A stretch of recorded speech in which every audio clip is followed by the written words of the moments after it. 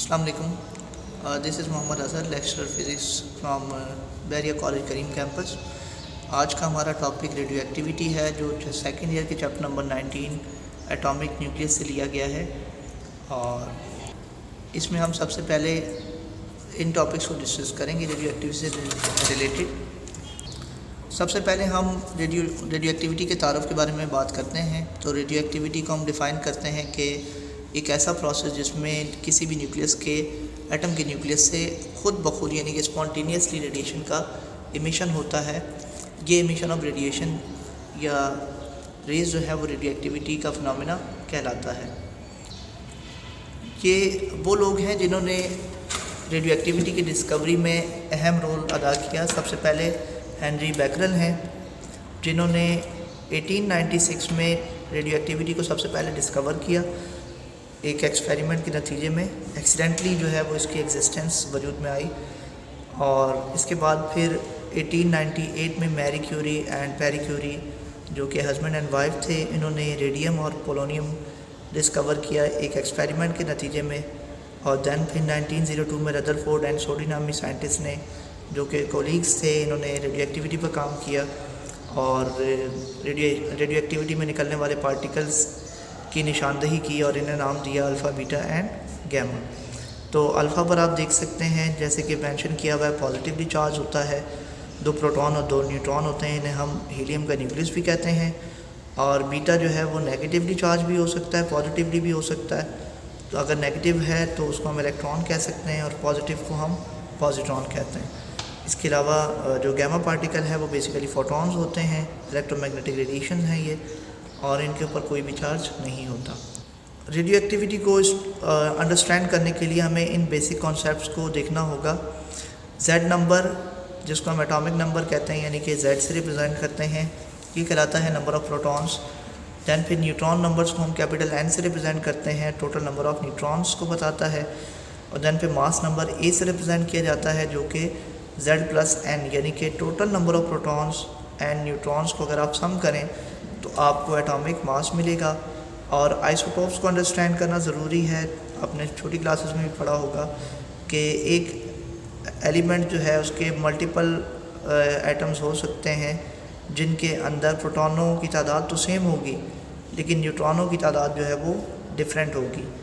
यानी कि कोई भी ऐसा एलिमेंट के ऐसे एटम जिनमें प्रोटॉनों की तादाद सेम हो लेकिन न्यूट्रॉन्स की तादाद डिफरेंट हो, तो उन्हें हम आइसोटोप्स कहते हैं। जैसा आप इस स्लाइड में देख सकते हैं, कार्बन 11, कार्बन 12, कार्बन 13 एंड 14। तो इन सब के Z नंबर तो 6 हैं, लेकिन न्यूट्रॉन्स की तादाद डिफरेंट होने की वजह से, जैसे कार्बन 11 में 5 न्यूट्रॉन होते हैं, कार्बन 12 में 6 न्यूट्रॉन होते हैं, कार्बन 13 में 7 न्यूट्रॉन एंड कार्बन 14 में 8 न्यूट्रॉन्स होते हैं। तो प्रोटॉनों की तादाद सेम है, जबकि न्यूट्रॉन्स की तादाद डिफरेंट है। इसी तरह यूरेनियम का आप देखें, यूरेनियम 233, 235 एंड 238, इसमें न्यूट्रॉन्स की तादाद अलग है, जबकि Z नंबर सबका कांस्टेंट है। तो types of radio active decay जो हैं वो 3 तरह के होते हैं। सबसे पहले आप देखें अल्फ़ा डिके है, जिसमें 2 प्रोटॉन और 2 न्यूट्रॉन आप देख सकते हैं, टोटल 4 पार्टिकल हैं। फिर बीटा डिके में अगर आप देखें तो 3 तरह के बीटा डिके लिखे हुए हैं। इसमें एक है नेगेटिव बीटा डिके, जो आपको डार्क इलेक्ट्रॉन नज़र आ रहा होगा। पॉजिटिव बीटा डिके, जिसमें होल आपको एक दिखाई दे रहा है, ये पॉजिट्रॉन है। और इलेक्ट्रॉन कैप्चर भी एक बीटा डिके की टाइप है। दैन पे gamma decay, it is just a photon. यहाँ ये चीज़ बहुत इंपॉर्टेंट है कि न्यूक्लियस आपस में या एक न्यूक्लियस के अंदर जो प्रोटॉन और न्यूट्रॉन है वो आपस में किस तरह जुड़े हुए होते हैं। तो उसके लिए हमें इन इंटरेक्शंस को समझना होगा कि टोटल कितनी तरह के इंटरेक्शंस होते हैं। तो उसमें देखें, सबसे पहले स्ट्रॉन्ग फोर्स का जिक्र है। स्ट्रॉन्ग फोर्स की जो रेंज है वो फेम्टोमीटर में होती है। फेम्टोमीटर का मतलब ये है कि 10 की पावर -15 की रेंज में। और इसके जो मीडिएटर्स होते हैं वो ग्लूऑन्स कहलाते हैं। इसके बाद फिर इलेक्ट्रोमैग्नेटिक फ़ोर्स है, इसकी रेंज इनफाइनाइट होती है।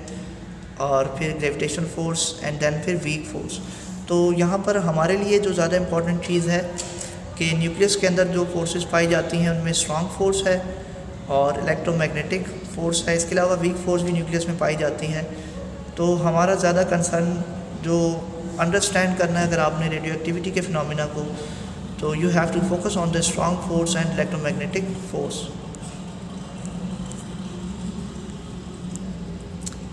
अच्छा जी, रेडियो एक्टिविटी के बहुत से कॉजेज़ हैं, जिनमें मेन 2 कॉजेज़ हैं कि रेडियो एक्टिविटी तब कब होती है जब न्यूक्लियस जो है वो अनस्टेबिलिटी की तरफ बढ़ता है। तो अनस्टेबिलिटी की जो मेन 2 कॉजेज़ हैं वो यहाँ पे हमने लिखी हैं। Number 1 is the size of nucleus. अगर साइज़ ऑफ न्यूक्लियस बढ़ता जाएगा तो पार्टिकल्स जो न्यूक्लियस के अंदर मौजूद हैं वो एक दूसरे से दूर होते जाएंगे, तो उसका नतीजा क्या होगा कि जो प्रोटॉन्स के दरमियान कूलम रिपल्सिव फोर्स है, क्योंकि प्रोटॉन और प्रोटॉन न्यूक्लियस के अंदर जो मौजूद हैं वो एक दूसरे को रिपल करते हैं, तो जो कूलम रिपल्सिव फोर्स है वो स्ट्रॉन्ग फोर्स के मुकाबले में एक्सीड कर जाती है।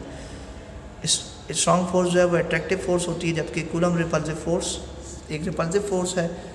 तो जब साइज़ ऑफ न्यूक्लियस बढ़ता है तो पार्टिकल्स एक दूसरे को रिपल्सिव फोर्स अप्लाई कर रहे होते हैं एक दूसरे पर, जिसकी वजह से वो न्यूक्लियस जो है वो स्टेबल नहीं रहता और वो ब्रेक होता है और उसमें रेडियो एक्टिविटी का फिनोमिना होता है। सेकंड जो इसका मेन कॉज है वो है न्यूट्रॉन टू प्रोटॉन रेशो। देखें, ये एक इंटरेस्टिंग चीज़ है कि रेडियो एक्टिविटी का काज एक ये भी है कि अगर न्यूट्रॉनों की तादाद बाज़ औक़ात कुछ कंडीशंस में न्यूट्रॉन्स की तादाद अगर प्रोटॉन से एक्सीड कर जाए तो भी इनस्टेबिलिटी का बायस बनती है, और कुछ केसेस में अगर Z नंबर N नंबर से यानी कि प्रोटॉन न्यूट्रॉन से बढ़ जाएँ तो भी इनस्टेबिलिटी का बायस बनता है। तो ये एक ग्राफ है जिसमें न्यूट्रॉन नंबर और प्रोटॉन नंबर्स के दरमियान ग्राफ बनाया गया है। तो इसमें आप देख सकते हैं कि फ़र्स्ट 20 एलिमेंट्स के अंदर एक स्ट्रेट लाइन चल रही है, यानी कि फ़र्स्ट 20 एलिमेंट में हाइड्रोजन के अलावा जो फ़र्स्ट 20 एलिमेंट्स हैं इनमें प्रोटॉन और न्यूट्रॉन की तादाद सेम है। अगर प्रोटॉन और न्यूट्रॉन की तादाद सेम होती तो रेड लाइन 20 से आगे एज इट इज़ फॉलो होती, जैसा कि फ़िगर में देख सकते हैं। बट इन एक्चुअल ऐसा नहीं है।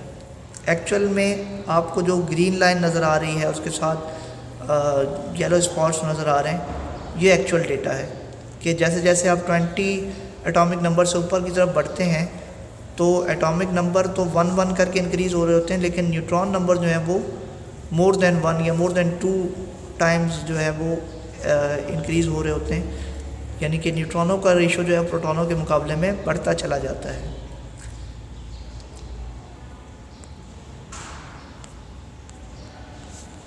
अच्छा जी, अब हम डिकेज़ की बात करेंगे, और डिकेज़ में सबसे पहले हम यहाँ पर आपको बताते चलें कि एक मेन न्यूक्लियस है, जैसा इस फिगर में देख सकते हैं। रेडियो एक्टिव डिके में हम अल्फ़ा डिके पहले डिस्कस कर रहे हैं। तो सबसे पहले आप देखें जो लेफ़्ट साइड पर एक न्यूक्लियस है, इसमें से अगर अल्फ़ा पार्टिकल निकलेगा तो मेन न्यूक्लियस में से 4 पार्टिकल्स कम हो जाएंगे, यानी कि 2 प्रोटॉन और 2 न्यूट्रॉन कम हो जाएंगे। और इसका जो काज है वो क्या है, न्यूक्लियस टू लार्ज, यानी कि अल्फ़ा डिके कब होगा, जब न्यूक्लियस का साइज़ ज़्यादा होगा। इस फिगर में आप नेगेटिव बीटा डिके देख सकते हैं, और एक पेरेंट न्यूक्लियस है। इसमें एक न्यूट्रॉन जो है वो प्रोटॉन में कन्वर्ट होता है और अपने अंदर से एक इलेक्ट्रॉन निकालता है। तो यहाँ पे गौर कीजिएगा, जो ग्रे कलर का पार्टिकल है वो न्यूट्रॉन है, और जो रेड कलर का पार्टिकल या पिंक कलर का पार्टिकल आप देख रहे हैं ये प्रोटॉन है। तो जब एक न्यूट्रॉन में से इलेक्ट्रॉन पार्टिकल इमिट होता है तो वो कन्वर्ट हो जाता है प्रोटॉन के अंदर। तो रिज़ल्ट क्या होगा, आप डॉटर न्यूक्लियस में देख सकते हैं कि पिंक पार्टिकल एक इंक्रीज़ हो जाएगा, यानी कि प्रोटॉनों की तादाद बढ़ जाएगी और न्यूट्रॉन की तादाद एक कम हो जाएगी। और जब प्रोटॉनों की तादाद बढ़ती है तो इसका मतलब ये है कि न्यूक्लियस जो है वो किसी और एटम का न्यूक्लियस बन जाएगा, यानी कि डॉटर न्यूक्लियस पेरेंट न्यूक्लियस से डिफरेंट होगा।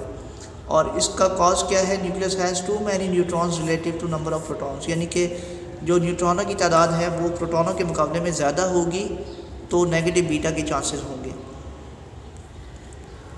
इसी तरह आप इस केस में देखें पॉजिट्रॉन एमिशन में, तो यहाँ पर ये कब होगा, जब प्रोटॉनों की तादाद न्यूट्रॉनों की तादाद के मुकाबले में ज़्यादा होगी, तो प्रोटॉन जो है वो अपने अंदर से पॉजिट्रॉन एमिट करेगा और वो ख़ुद कन्वर्ट हो जाएगा न्यूट्रॉन के अंदर। इसका नतीजा क्या होगा, आप राइट साइड पे देख सकते हैं जो डॉटर न्यूक्लियस है इसमें प्रोटॉन एक कम हो जाएगा और न्यूट्रॉन एक बढ़ जाएगा।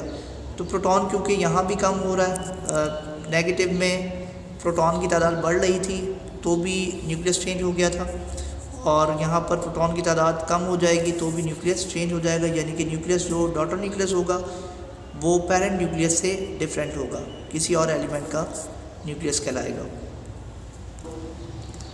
इस स्लाइड में आप इलेक्ट्रॉन कैप्चर देख सकते हैं, जिसमें एक प्रोटॉन जो है वो इलेक्ट्रॉन को कैप्चर करता है और देन वो न्यूट्रॉन में कन्वर्ट हो जाता है, लेकिन इसको हम ज़्यादा डिस्कस इसलिए नहीं कर रहे क्योंकि हमारे कोर्स का हिस्सा नहीं है। लास्ट में हमारे पास गैमा डिके है।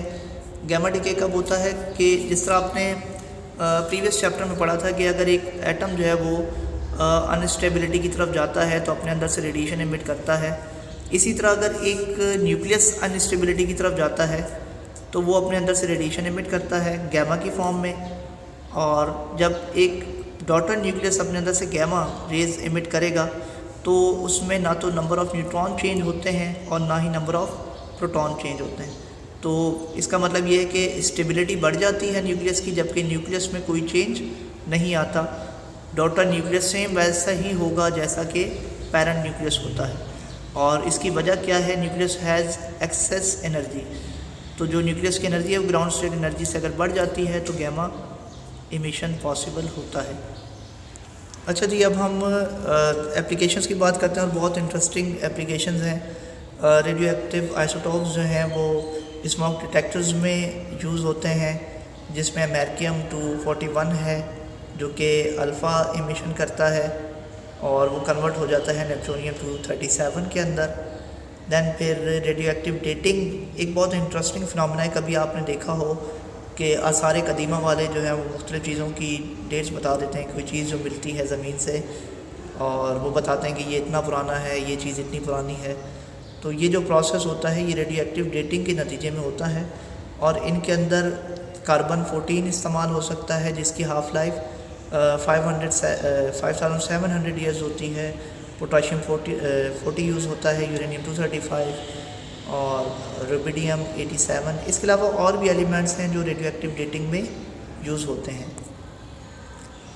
और ये रेडियो एक्टिविटी की एप्लीकेशंस हैं या रेडियो आइसोटोप्स की एप्लीकेशंस आप कह रहे हैं, जिसमें ट्रेसर्स की मदद से पेशेंट को जो डिफरेंट डिजीज़ में मुतासर होते हैं उनकी बॉडी का स्कैन लिया जाता है, और TC99M ये एक आइसोटोप होता है जो ट्रेसर के साथ मिलाकर बॉडी में इंजेक्ट किया जाता है, और हमें इस तरह की इमेजेस मिलती हैं जिनमें आप देख सकते हैं बोन स्कैन है कैंसर डिटेक्शन के लिए, थायराइड स्कैन है जिसमें हम थायराइड की इमेज ले सकते हैं, और रीनल स्कैन आपको नज़र आ रहा होगा फिगर में जिसमें किडनी और यूरेटर ब्लैडर वगैरह की इमेजेस मौजूद हैं। फ्लोराइड 18 यहाँ पे मेंशन किया गया है जो कि एक बहुत ही लेटेस्ट टेक्नोलॉजी है हमारी ख़ास तौर पे कैंसर डिटेक्शन के लिए, जो पैट स्कैन के नाम से, जो कि पॉजिट्रॉन इमिशन टोमोग्राफी कहलाती है। तो इसमें जो इमेज फॉर्म होती है वो पॉजिट्रॉन और इलेक्ट्रॉन जब आपस में मिलते हैं तो एनिहाइलेशन का प्रोसेस होता है और गैमा पार्टिकल्स इमिट होते हैं, जिससे जो है वो इमेज बनाई जाती है जिसे हम पैट स्कैन कहते हैं। ये रेडियो एक्टिविटी की कुछ और एप्लीकेशंस हैं जिसमें आप EBRD देख रहे हैं, जिसमें कोबाल्ट 60 का सोर्स यूज़ होता है और इसकी मदद से कैंसर की ट्यूमर को ट्रीट किया जाता है। इसके अलावा बीटा थेरेपी आप देखें, स्ट्रोंशियम 89 होता है जो आइज़ की जो कैंसर से रिलेटेड कुछ डिजीज़ होती हैं उनको ट्रीट किया जाता है। दैन फिर ब्रेकी थेरेपी है, इसमें डिफरेंट सोर्सेज हैं, सीजियम है, इरिडियम है, आयोडीन है, गोल्ड है। ये सोर्सेज रेडिएशन इमिट करते हैं और बॉडी के अंदर कोई क्लोज ट्रीटमेंट अगर देना हो, नियर डिस्टेंस से अगर किसी पार्ट को ट्रीट करना हो, किसी ऑर्गन को ट्रीट करना हो तो ब्रेकी थेरेपी का प्रोसेस किया जाता है।